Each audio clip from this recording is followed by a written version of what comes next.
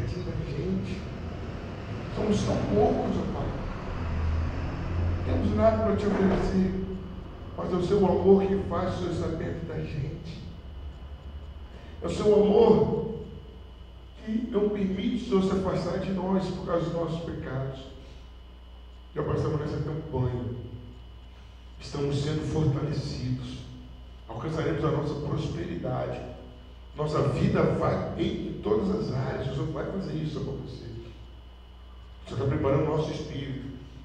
Meu Pai, fale conosco, Pai. Não somos nada diante de Ti. Não sabemos nada.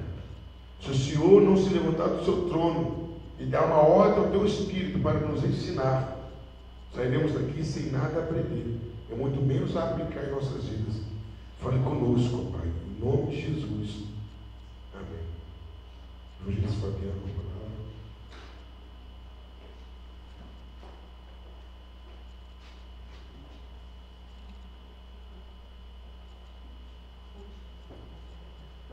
A paz do Senhor. Obrigada.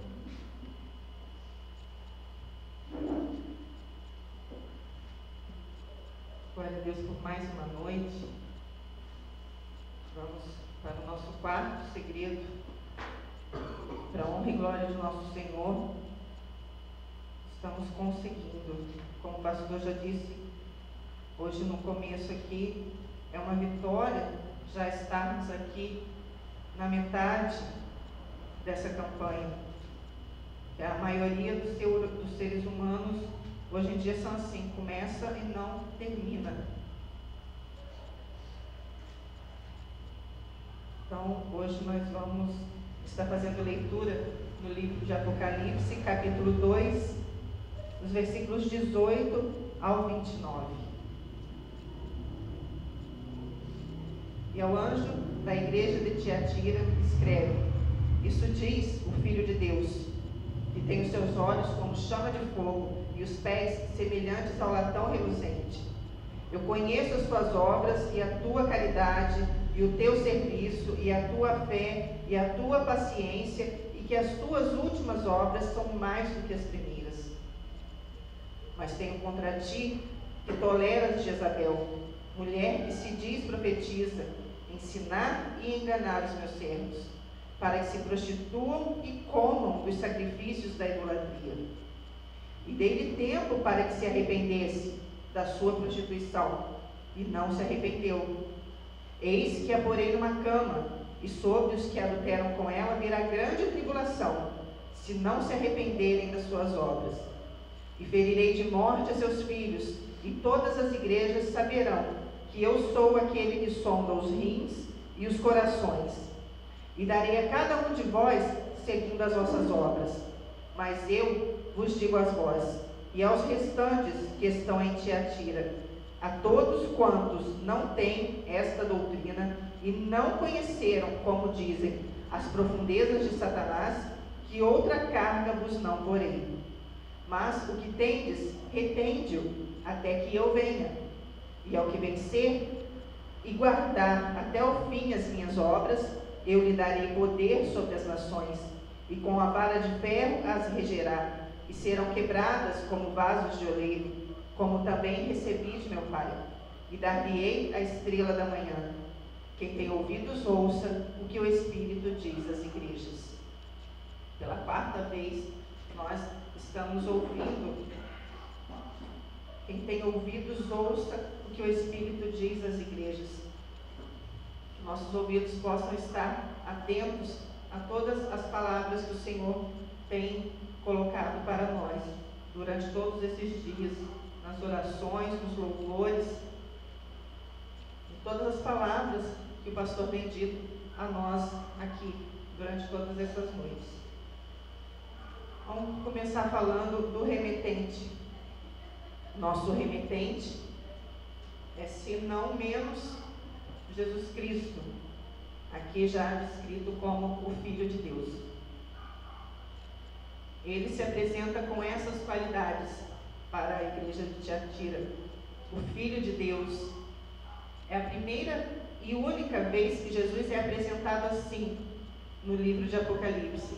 embora Deus seja chamado de seu pai várias vezes.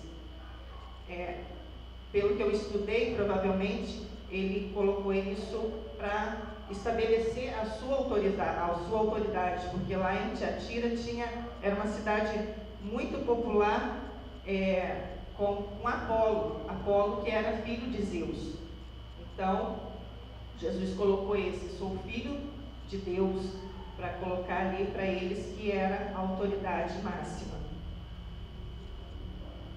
Os olhos, como chama de fogo, simbolizavam ali conhecer a profundeza de todas as coisas.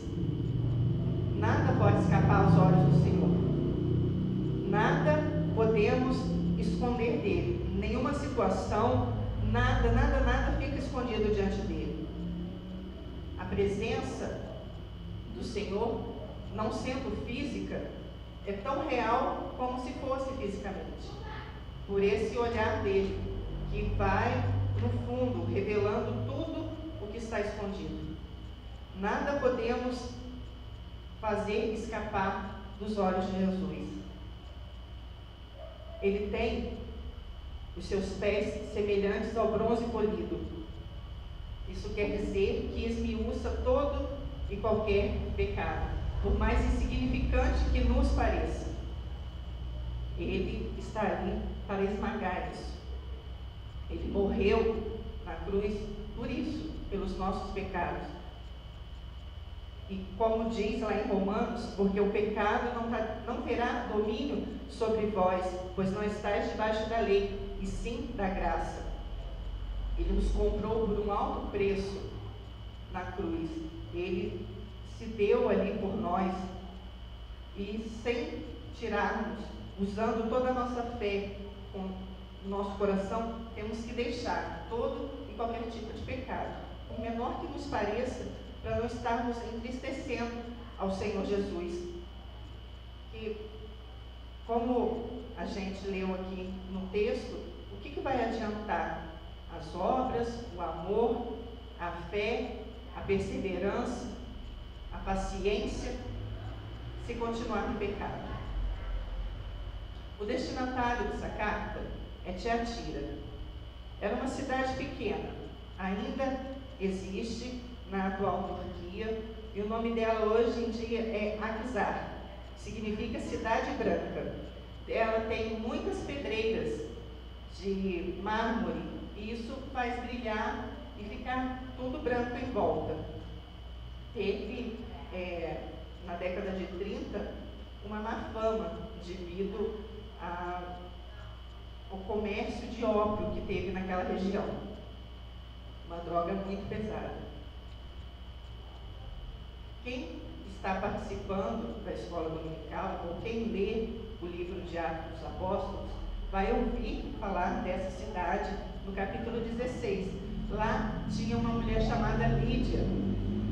Ela era vendedora nessa cidade, ela vendia púrpura. E púrpura era um corante vermelho. Essa cidade de Tiatira tinha ali a sua fonte de lucro com isso, que eles eram os maiores provedores desse corante. E a púrpura, na verdade, não é um roxo, como a gente muitas vezes pensa, mas é um vermelho brilhante, vermelho bem vivo. Os tintureiros eram os comerciais de produtos de lã naqueles dias, e eles tinham que fazer parte das associações. Todos eles tinham que fazer parte das associações comerciais. E por isso, quando eles faziam parte dessas associações comerciais, todas essas associações dizem que tinha um Deus específico para cada uma delas. E quando faziam reuniões, faziam festas a esses deuses, ofereciam coisas a esses deuses, as bebidas, o que vendiam, tudo era oferecido a esses deuses. E tinha, como Jesus colocou, um defeito nessa igreja era tolerar as heresias de Jezabel. Jezabel ensinava que o povo ali podia participar dessas festividades, mesmo sendo cristãos. Podia ali ser feliz, beber, comer, dançar, ganhar a vida daquele jeito como os outros ganhavam e ser cristãos, que não ia ter problema nenhum, que Jesus ia proteger eles de qualquer dano espiritual, mesmo eles fazendo isso tudo. E Jesus condena eles por eles tolerarem essa Jezabel. Jesus fala que deu tempo para ela se arrepender desse adultério, e Deus sempre fala da gente idolatria, da gente adorar outras coisas a não ser Ele, como um adultério. Não pode ser que seja o físico mesmo de adultério entre as pessoas, mas é mais provável que seja esse, o espiritual, que eles estavam na igreja e estavam no mundo também, adulterando contra o Senhor. Quando a gente lê aqui, e Jesus fala que Ele falou para ela, deu um tempo para ela se arrepender, e ela não quis se arrepender. E Ele mostra que ali nessa imoralidade, ela vai sofrer por causa disso. E essa Jezabel pode ser que seja realmente o nome dessa mulher, mas pode ser que seja só para lembrar daquela Jezabel do Antigo Testamento, da esposa do rei Acabe. Ela foi um terror para o povo de Deus na época dela. Lá em 1 Reis está escrito assim, capítulo 21, 25 e 26. Ninguém houve, pois, como Acabe, que se vendeu para fazer o que era mal perante o Senhor, porque Jezabel, sua mulher, instigava, que fez grandes abominações segundo os ídolos, segundo tudo o que fizeram os amorreus, os quais o Senhor lançou diante dos filhos de Israel. Essa Jezabel lá de Tiatira estava fazendo a mesma coisa, estava instigando o povo a adulterar contra Deus, como a Jezabel do Antigo Testamento, que estava fazendo isso, colocou aqueles profetas lá de Baal, ameaçou Elias e deu toda aquela correria lá dos antigos. Matou um homem com falso testemunho por causa de uma vinha, de uma pirraça do marido dela. E isso tudo era influência, ela influenciava o marido dela e ele fazia o que ela queria.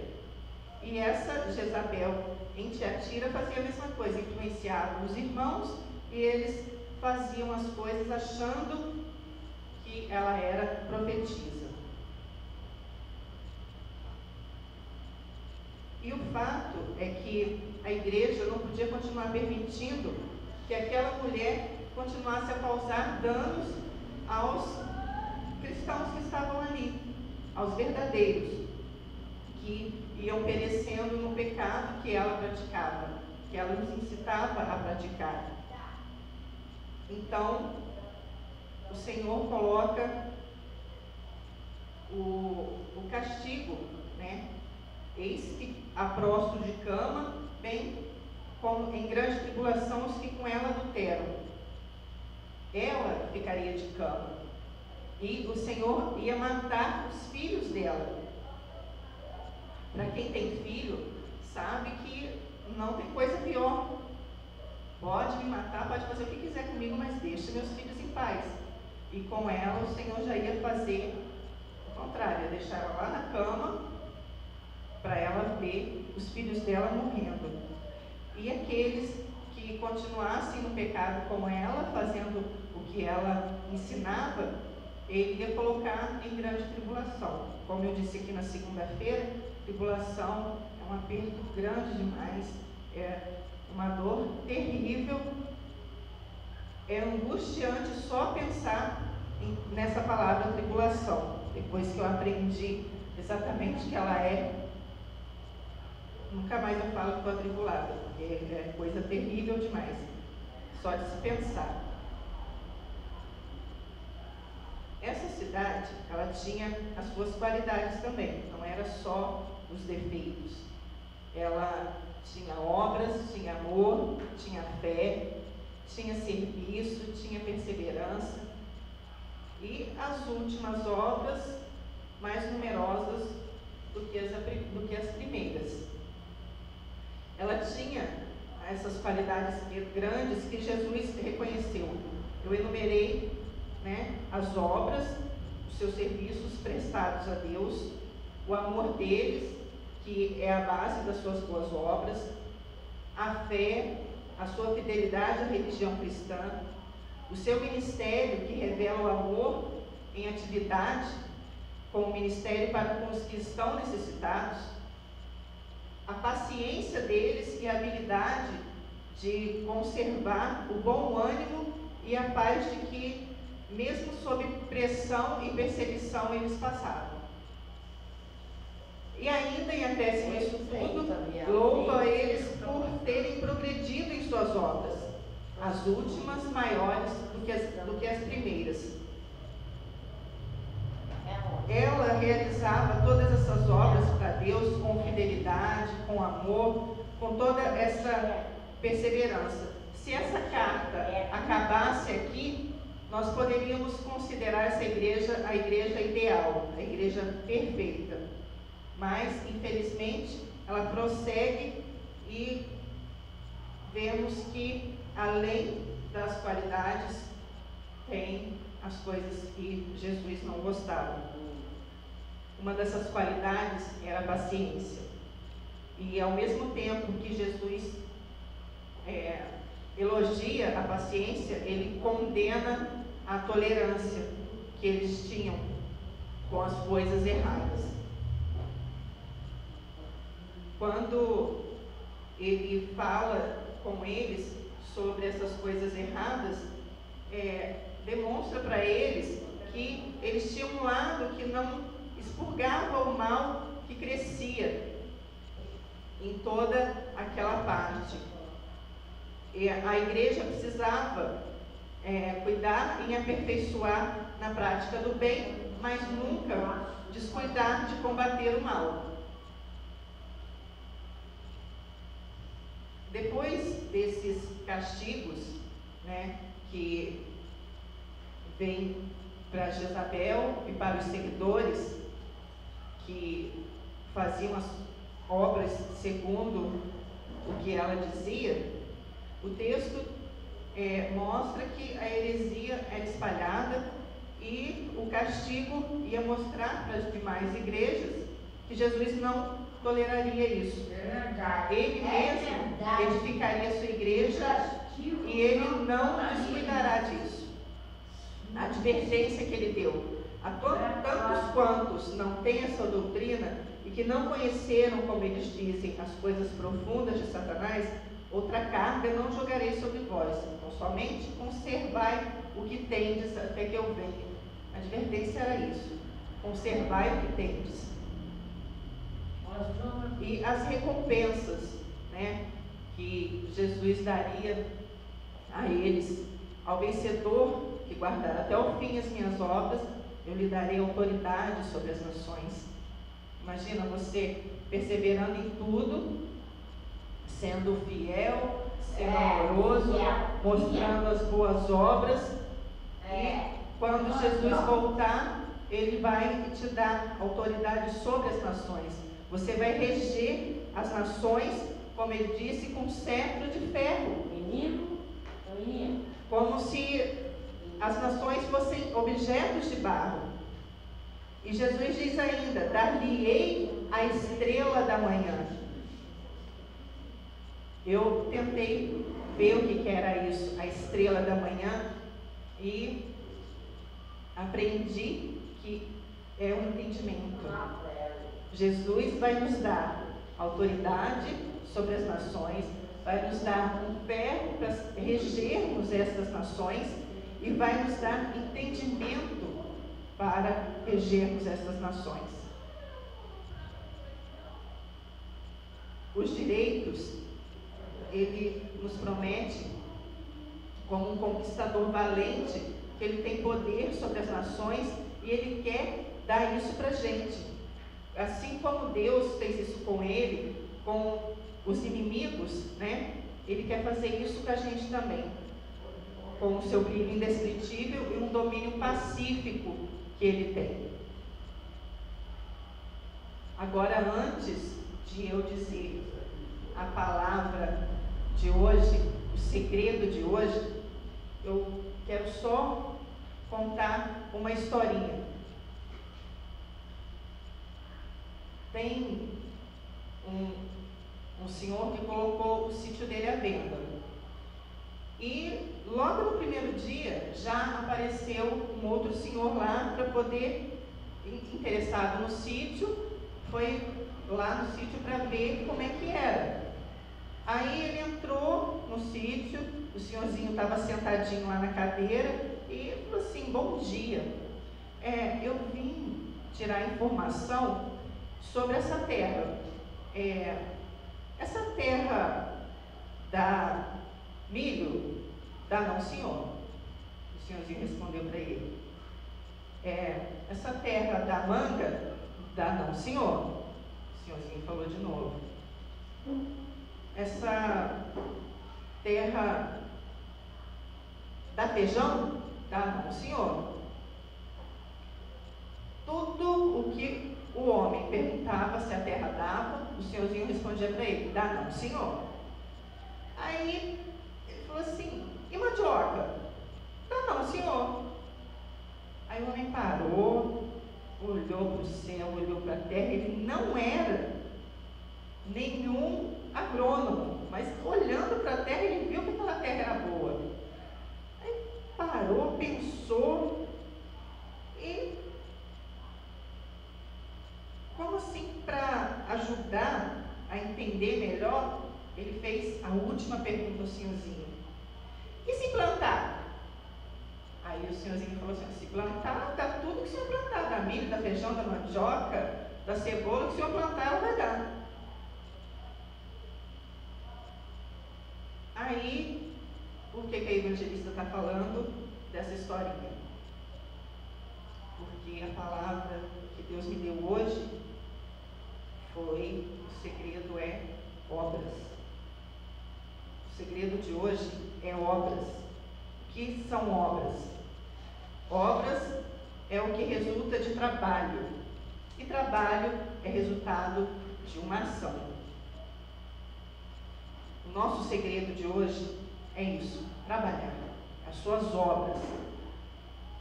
Se você trabalhar para Deus, a igreja vai crescer, vai melhorar, vai encher, vai ter jovem, vai ter adolescente, vai ter criança, vai ter casais, vai ter senhoras, vai ter senhores, vai ter louvores melhores e maiores, vai ter coral. Se você fizer as obras, se você plantar, se você trabalhar para sua família ser próspera, você tem que trabalhar para isso.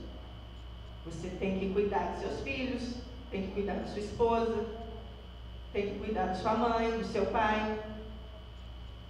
Você tem que trabalhar para a sua família ser próspera. Você não vai simplesmente, seu filho fez uma bagunça, você vai cruzar o braço e ficar olhando para a cara dele.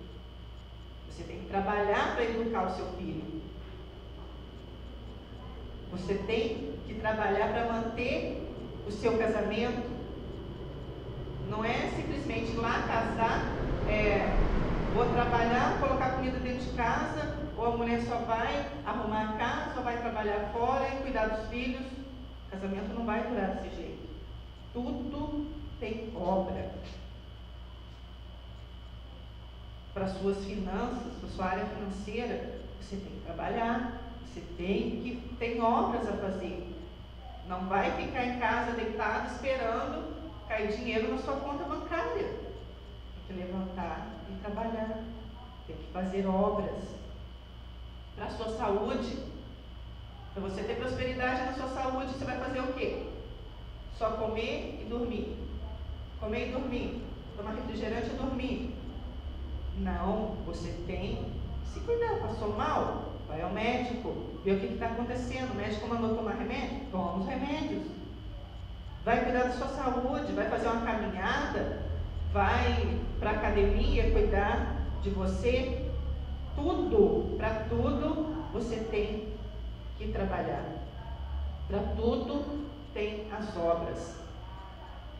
E nessa historinha eu lembrei de 2 Coríntios 9:6. Aquele que semeia pouco, pouco também ceifará. Aquele que semeia em abundância também ceifará. Se você trabalhar pouco, se você fizer poucas obras, você vai prosperar pouquinho. Se você trabalhar bastante, fizer bastantes obras, você vai colher muito. Tem que semear, tem que plantar, tem que trabalhar, tem que fazer as obras para poder prosperar. Esse era o meu segredo de hoje. Esse é o 4º segredo: as obras. Trabalhar para Deus, trabalhar para a família, trabalhar nas finanças, trabalhar na sua saúde, ser um obreiro. Faça suas obras para você prosperar em todas as áreas da sua vida. Amém?